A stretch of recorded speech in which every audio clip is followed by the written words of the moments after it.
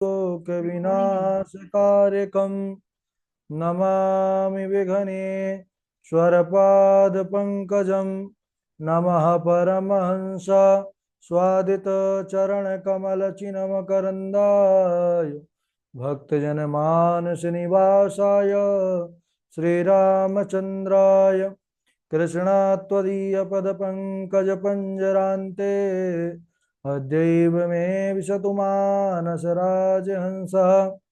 प्राणप्रयाण समये कफवात पित्तये कंठावरोधन विधौ स्मरणं कुतस्ते नारायणं नमस्कृत्य नरं चैव नरोत्तमं देवीं सरस्वतीं व्यासं ततो जयमुदीरयेत् श्रीलक्ष्मीनाथ समारंभां नाथयामुनिमध्यमाम् अस्मदाचार्यपर्यन्तां वन्दे श्रीगुरुपरम्पराम् अञ्जनानन्दनं वीरं जानकीशोकनाशनं कपीशमक्षहन्तारं वन्दे लङ्काभयङ्करम् भक्ति भक्त भगवंत गुरु चतुर्नाम वपुएक इनके पद बंदन किए नासत विघ्न अनेक बोले वृंदावन बिहारी लाल की जय भागवत महापुराण की जय सुखदेव भगवान की जय परम मंगलमय परात्पर अखिलेश्वर चिंत कल्याण गुणगण निधान सर्वेश्वर सर्वाधिपति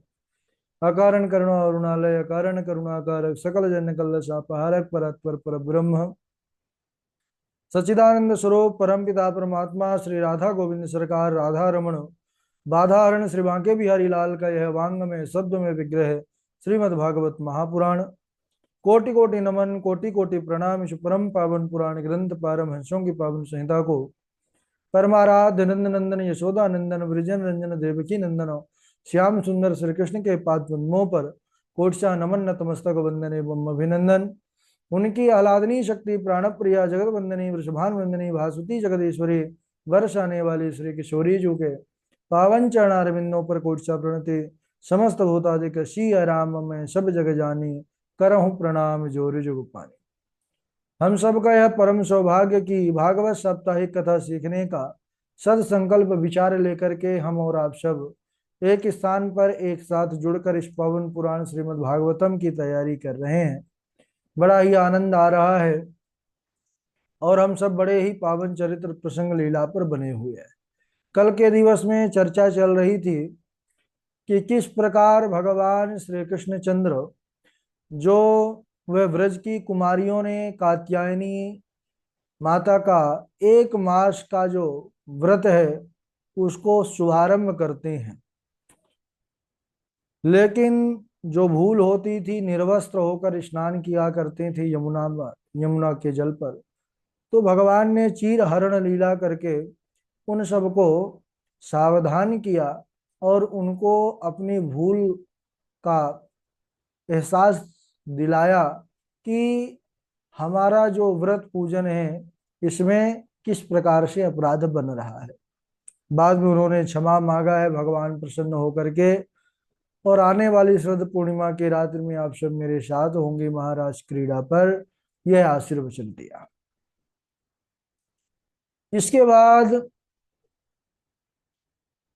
श्री सुखदेव भगवान राजा परीक्षित से कहते हैं कि हे राजन, एक बार कृष्ण बलराम उनके सारे बाल सखा गैया मैया को चराते चराते वृंदावन से काफी दूर चले गए।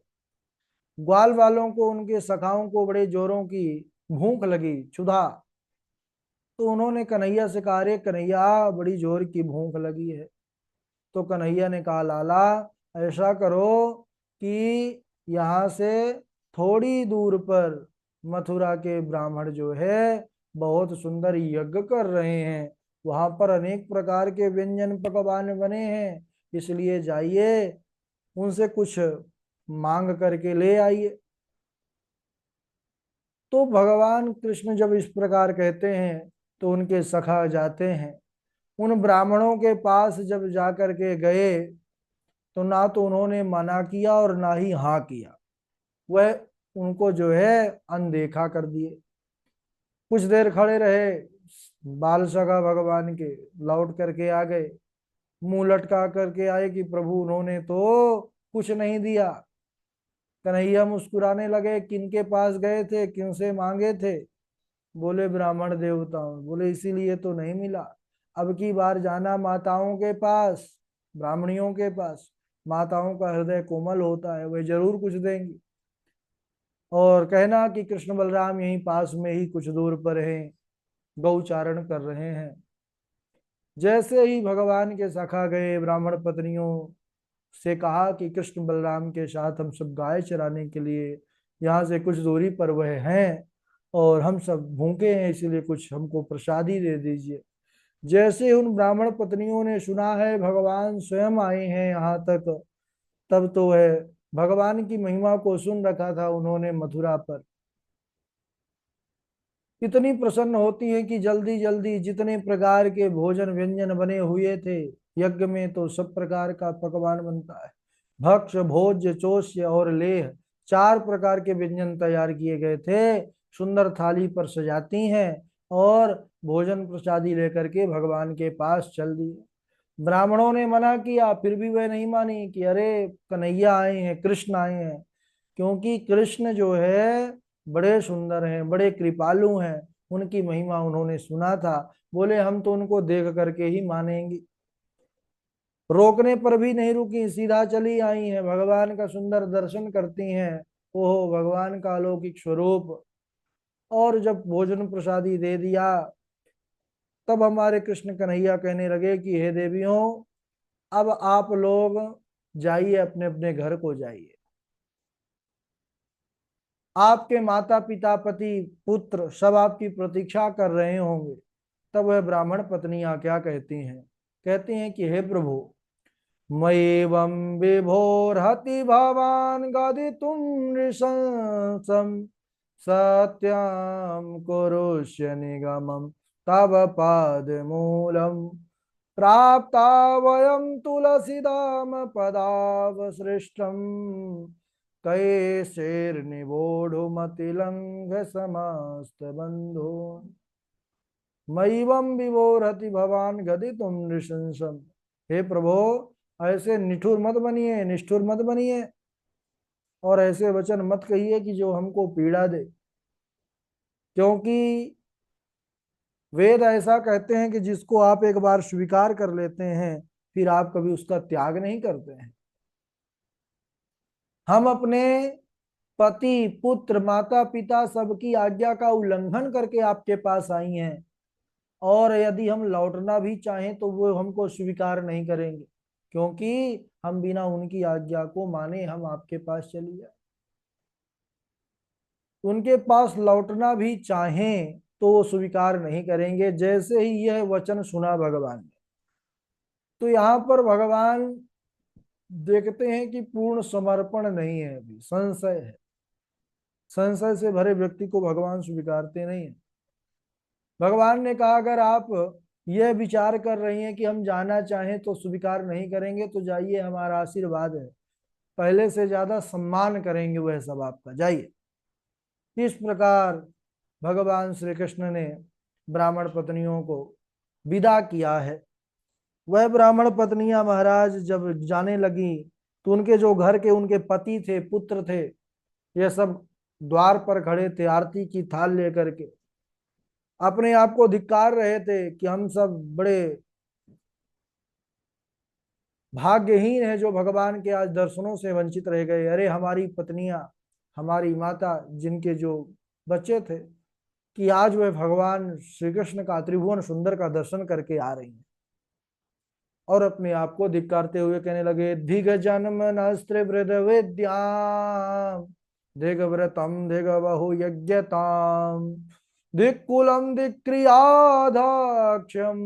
विमुखाये त्वदोक्षजे। हमारा जन्म लेना, हमारा विद्या अध्ययन करना, और यह व्रत यज्ञ जो कर रहे हैं, अरे इनसे भगवान नारायण की ही तो प्रसन्नता है। लेकिन हम सबका जो है जड़ता, यह अंधकार जो है, अज्ञान देखिए कि हम सब उन्हीं नारायण को छोड़ करके इस यज्ञ में ही लगे रह गए। जो साक्षात आए उनको तो देखने नहीं गए, और जो स्तवन किया जा रहा है भाव के माध्यम से, उसी यज्ञ पर लगे रहे। यज्ञ स्वरूप तो भगवान कृष्ण ही है। और उन्होंने अपने जो ब्राह्मणी है उनका बहुत सम्मान किया है कि आप धन्य हैं, आपका जीवन बड़ा सौभाग्यशाली है कि आपने प्रभु का दर्शन किया। सुखदेव भगवान कहते हैं कि हे परीक्षित, ब्राह्मण श्री कृष्ण के दर्शन कर सकते थे, कोई दूरी नहीं थी, परंतु कंस का इतना ज्यादा आतंक था, इतना ज्यादा भय था कि वह श्री कृष्ण के दर्शन करने को नहीं गए। इसके बाद एक ठाकुर जी की बड़ी सुंदर लीला का शुभारंभ होता है सज्जनों। सुखदेव भगवान कहते हैं कि हे परीक्षित, एक बार नंद बाबा के सुंदर आंगन में बड़े बड़े सुंदर महोत्सव जैसे आयोजन का शुभारंभ होने लग गया। तरह तरह के व्यंजन पकवान बनने लग गए, खूब तैयारियां होने लग गई। तो लाला ने, हमारे कन्हैया ने बाबा से पूछा कि बाबा, एक आए की तैयारी हो रही है, कुछ क्या चल रहा है? तब उन्होंने बतलाया नंद बाबा ने कि अरे लाला, इस समय एक विशेष उत्सव होने वाला है। बोले कौन सा उत्सव? बोले पर्जन्यो भगवान इंद्रो मेघस्तस्यात्ममूर्तयः ते विवर्षन्ति भूतानां प्रेरणम जीवनम पयः। अरे लाला, हम सब मिलकर के सारे ब्रजवासी ना इंद्र की पूजा किया करे, उससे का हो गए। तो बाबा ने कहा रे लाला, इंद्र प्रसन्न हो जाते हैं तो खूब अच्छी बारिश करवाते हैं अपने मेघों से, जिससे सुंदर जो है हम सबका पूरा जो फसलें हैं वो भी बढ़िया होती हैं, पीने का सुंदर जल का स्रोत बना रहता है। इस प्रकार जब उन्होंने समझाया तो कन्हैया ने कहा कि देखिए पिताजी, यह तो उनका कर्म है, वो तो करेंगे ही, लेकिन वास्तविक पूजा हमको इनकी करनी चाहिए जो प्रत्यक्ष रूप से हमारा कल्याण कर रहे हैं। कौन? बोले ये बतलाइए कि हम सब गौ सेवा करने वाले हैं, गौ पालक हैं, और कन्हैया का तो नाम ही गोपाल है। हम सब गौ सेवा करते हैं क्योंकि नंद बाबा के 9 लाख गायें थी। तो गौ की सेवा करते समय गायों के लिए किसकी आवश्यकता होती है? हरे हरे घास की। तो वह हरा हरा घास तृण हमको कहाँ से मिलता है? बोले लारे लाला, हम सब तो वही गायों को चराते हैं गिरिराज जी की सुंदर तलहटी पे। तो बोले तो ये बतलाइए, तो हम सबको पूजा किसकी करना चाहिए? अरे उन्हीं गोवर्धन की पूजा करिए, उन्हीं से ही हम सबका कल्याण है।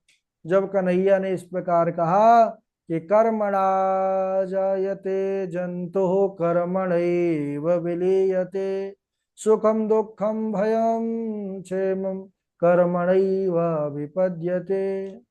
बोले कर्म के द्वारा ही जीव जो है जन्मता है, और कर्म से ही वह मृत्यु को प्राप्त करता है, कर्म से ही वह सुख दुख की प्राप्ति करता है। तो कर्म प्रधान विश्व करिराज जो है कर्म प्रधान है। कर्म की प्रधानता यहाँ पर भगवान श्री कृष्ण ने बताया है। और हम सब गायों का पालन पोषण उन्हीं गिरिराज जी के सहारे ही कर रहे हैं, तो हम सबको वहीं गिरिराज जी का ही पूजन करना चाहिए। नंद आदि उपनंद आदि जितने भी गोपगण थे सब कन्हैया के बातों से सहमत हुए कि हाँ भाई, लाला तो बहुत बढ़िया सुझाव दे रहे हैं। लेकिन बाबा ने कहा कि देखो भाई, आपके गोवर्धन की गिरिराज की पूजा कैसी होवे, क्योंकि हम सब तो इंद्र की पद्धति से पूजा करते थे अभी तक। बोले कि देखिए बाबा, हमारे जो देवता हैं गिरिराज जी, उनके लिए कोई बहुत बड़ा विधान नहीं है, जिसकी जितनी श्रद्धा हो वो तो इतने शांत देवता हैं कि जैसी जो कोई भाव अर्पित करेगा श्रद्धा, उसी को वह स्वीकार कर लेंगे। तब बड़े प्रसन्न हुए। नंद बाबा ने आदेश दिया कि कल प्रातः काल ही हम सब गोवर्धन की यात्रा करेंगे। अब सारे ब्रजवासी सुंदर उत्साह से भर गए। अब सबने अपने अपने घर में सारी तैयारियां कर ली, तरह तरह के व्यंजन पकवान बना लिए और सभी प्रातः काल छकड़ों में बैलगाड़ी में बैठ बैठ करके और गिरिराज जी को जो है चलने लग गए और भजन भी गाते जा रहे हैं। मैं तो गोवर्धन को जाऊंगी रे वीर, नाय माने मेरो मनवा। मैं तो गोवर्धन को जाऊंगी रे वीर, नाय माने मेरो मनवा। अरे नाय माने मेरो मनवा सखी रे, नाय माने मेरो मनवा। मैं तो गोवर्धन को जाऊंगी रे वीर, नए माने मेरो मनवा। तो आइए हम भी भगवान और ग्वाल वालों के साथ, ब्रजवासियों के साथ मानसिक रूप से भगवान के इस यात्रा पर सम्मिलित हो। गिरिराज जी सब पहुंच गए और जैसे ही पहुंच गए बोले कैसा पूजन करना है, विधान क्या है। बोले सबसे पहले हमारे देवता को स्नान कराओ। सब महाराज चार चार लोटा जल लेकर के गए थे। अब इतने बड़े 7 कोस, कितना विशाल उनका स्वरूप, चार चार लोटा डाले तो क्या कुछ समझ में आए। अब तो महाराज थकने लग गए, नीचे से जल ले ले जा करके पात्रों में भगवान कन्हैया ने मन से ही गंगा मैया का स्मरण किया है और उसी समय मानसी गंगा वहीं पर प्रकट हो गई। बोलिए मानसी गंगा की जय। सुंदर सभी ब्रजवासी प्रसन्न होकर नए उत्साह के साथ खूब गिरिराज जी महाराज को स्नान कराया। 1650 से उनका पूजन किया है। 56 भोग लगाए, 56 भोग लगते हैं उनको। और उसी समय गिरिराज जी स्वयं साक्षात दिव्य स्वरूप में प्रकट हुए और सभी गोपों के, सभी ब्रजवासियों के प्रसाद को लेकर के पाने लग गए साक्षात। धीरे से उनके सखा ने कहा कन्हैया से कि अरे भाई ये तो जो तेरो देवता है ना, ये तो सब कछु खाए जा रहे हो है। अरे हमारे ताई कछु नाए छोड़ो गो का, हमारे लिए कुछ छोड़ने वाला नहीं है। तब कन्हैया मुस्कुराने लगे कि अरे आप सब बिल्कुल चिंता मत करिए, ये गिरिराज जी है। जितना आप इन पर अर्पित करेंगे ना, उससे अनंत गुना विस्तार करके आपको यह वापिस करेंगे। इनकी बड़ी कृपा है। तब वह बड़े प्रसन्न हुए और सब मिल करके गाते हुए गिरिराज जी की परिक्रमा लगाते हैं और सुंदर भजन गाते हुए श्री गोवर्धन महाराज, महाराज तेरे माथे मुकुट विराज रहो। श्री गोवर्धन महाराज, महाराज तेरे माथे मुकुट विराज रहो। तो पे पान चढ़े, तो पे फूल चढ़े, तो पे पान चढ़े, तो पे फूल चढ़े। तो पे पान चढ़े, तो पे फूल चढ़े और चढ़े दूध की धार। हाँ धार तेरे माथे मुकुट विराज रहो। श्री गोवर्धन महाराज, महाराज तेरे माथे मुकुट विराज रहो। इस प्रकार सुंदर गीत भजन गाते हुए सब ब्रजवासी सुंदर विशाल गिरिराज जी का जो है परिक्रमा करते हैं और सब उसके बाद अपने अपने घर को लौट आए, वृंदावन को। इधर इंद्र को पता चला इस बार भाग नहीं मिला।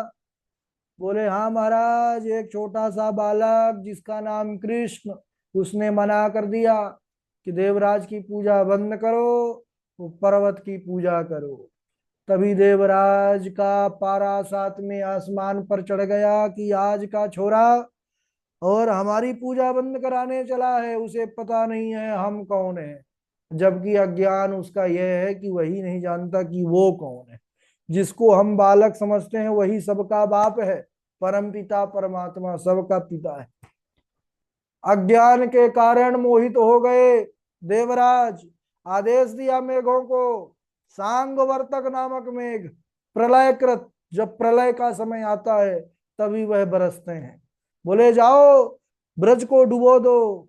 बारिश होने लगी महाराज, ब्रज डूबने लगा, हाहाकार मच गया। कुछ लोग कहने लगे देखो भाई कन्हैया, तुम्ही ने कहा था अब बचाओ इस विपदा से। बोले हम कोई बचाने वाले नहीं है। सारे ब्रजवासी के होश उड़ गए, किसी ने तो पूजा बंद कराई, अब कहता है कि हम कुछ नहीं कर सकते। बोले हम नहीं करेंगे, वही करेंगे, चलिए। और सब ब्रजवासियों के साथ गए और कन्हैया विशाल 7 कोस के पर्वत को ऐसे उठा लिए जैसे एक छोटा सा बालक तिनका को उठा लेता है ना, तिनके को कोई बल नहीं लगता उसमें। ऐसे ही देखते भगवान श्री कृष्णचंद्र सबसे छोटी उंगली पर गिरिराज जी महाराज को धारण कर लिया, विशाल 7 कोश पर्वत को। बोलिए गिरिराज धरण भगवान की जय, गोवर्धन नाथ की जय। सारे ब्रजवासी उसी गिरिराज के नीचे आ गए, उस पर्वत के नीचे, और सब भगवान के सानिध्य को प्राप्त करते हुए अपना अपना भी सहारा लगा दिए भगवान के बाल सखा। सारे गोपगण अपनी अपनी लाठी लगा दिए। अब वह तो यह सोच रहे थे कि यह तो छोरा है भाई, छोटा है, ये सब हम ही उठाए हुए हैं।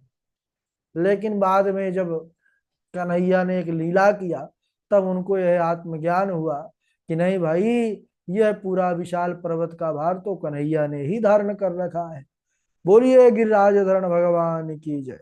इसके बाद बड़ी सुंदर लीला है, अगले दिवस श्रवण करेंगे, आज यहीं तक। और चलिए बारी बारी से इस लोकल वाले सुनाएंगे। हमारे सबसे पहले झा जी हैं, पूर्वी जी हैं, डॉक्टर साहब हैं, वाजपेयी जी हैं, भावना जी हैं, और जय द्विवेदी जी हैं, रवि तिवारी जी हैं, उज्जवल मोहनदास जी हैं, हरिओम त्रिपाठी जी हैं, आचार्य सुरेश जी हैं, वैष्णवी तिवारी जी हैं, नरोत्तम जी हैं, प्रभाकर आचार्य जी, आप भी हैं, आर्ष जोत जी हैं, नंदा देवी जी हैं, शाश्वत तिवारी जी हैं। और चलिए स्वागत है, प्रारंभ कर। राधे राधे गुरु राधे जी। राधे। हाँ जी झा जी। जी। हेमंते प्रथमे मासि, हेमंते प्रथमे मासि नंद गोप कुमारिका, हेमंते प्रथमे मासि नंद गोप कुमारिका, चेरुर्हविष्यं भुञ्जाना, चेरुर्हविष्यं भुञ्जाना, कात्यायनी अर्चन व्रतम्, चेरुर्हविष्यं भुञ्जाना, कात्यायन्यर्चन व्रतम्।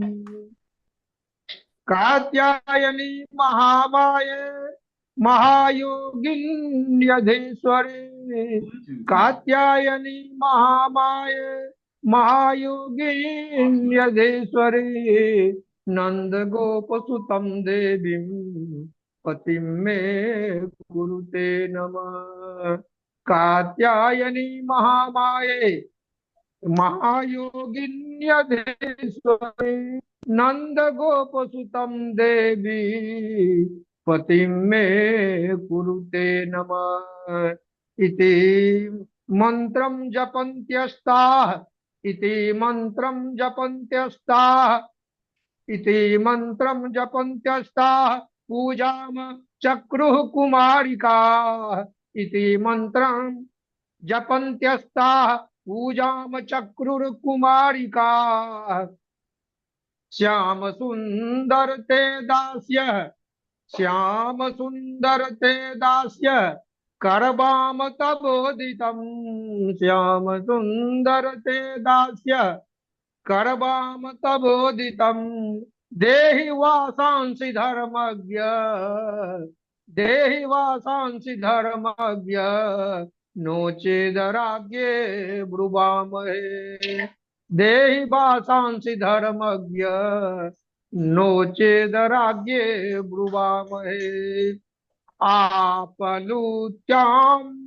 कालिन्द्या, आपलुत्याम्बसि कालिन्द्या, जलान्ते चोदिते रणे कृत्वा प्रतिकृतिं देवीं कृत्वा प्रतिकृतिं देवीं आनरचुर नृपशैकतिम् कृत्वा प्रतिकृतिं देवीं आनरचुर नृपशैकतिम्। राधे राधे गुरु जी। बहुत सुंदर जा जी। और आगे सुनाए अब पूर्वी हैं, फिर डॉक्टर हाँ, साहब। राधे राधे राधे गुरु जी। हाँ राधे राधे। हे मनते प्रथमे मासी नंद व्रज कुमारिका चेरु विशंभुजाना कात्यायन अर्चन व्रतम कात्यायनी महामाये महायोगिनी यथीश्वरी नंद गोप सुतम देवी पतिम को कुरमे कुरते नमः। राधे राधे गुरु जी। हाँ राधे राधे। पूर्वी हैं राधे आप। राधे गुरु जी, प्रणाम। जी सुनाइए पूर्वी।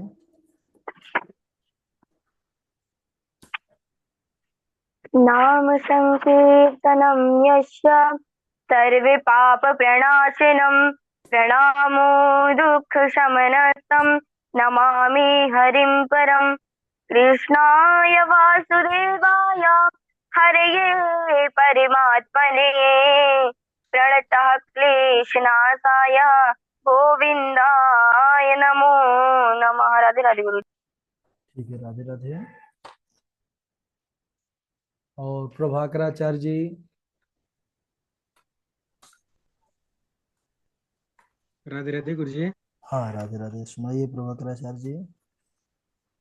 अक्षन्वतं फलमिदं न परं विदामः सख्यः पशु ननु विवेशयतोर्वयस्यै वक्त्रं व्रजेश सुतयोरनुवेणुजुष्टं यैर्भा निपीतमनुरक्त कटाक्ष मोक्षम।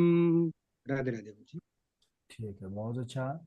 और प्रभाकराचार्य जी के बाद वाजपेयी जी हैं, भावना जी हैं। राधे राधे गुरु जी। राधे राधे। राधे राधे, सुनाइए। अक्षणं बतां फलमिदं ना परं विदामा शक्या पशुननु विवेशतो वर्षसे वक्त्रं व्रजे ससुतयोर्निवेणिजुष्टं यवो निपिमनुरक्तकटाक्षमोक्षमम् हेमन्ते प्रथमे मासि नंदव्रज कुमारिका चेरुण विषयं भुज्या जना कात्यानी यर्चन व्रतम कत्यानी महामाये महायोगिनी ईश्वरी नंद गोपसुतम देवी पति में कुरु ते नमः। राधे राधे। ठीक है, भावना आप सुनाइए। राधे राधे गुरु जी। नंद उत्सह जाता नहीं, नंद सत्त्वात्मज उत्पन्ने जहाल दो महामना आहूय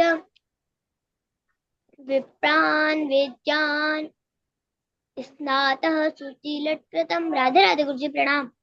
हाँ राधे राधे।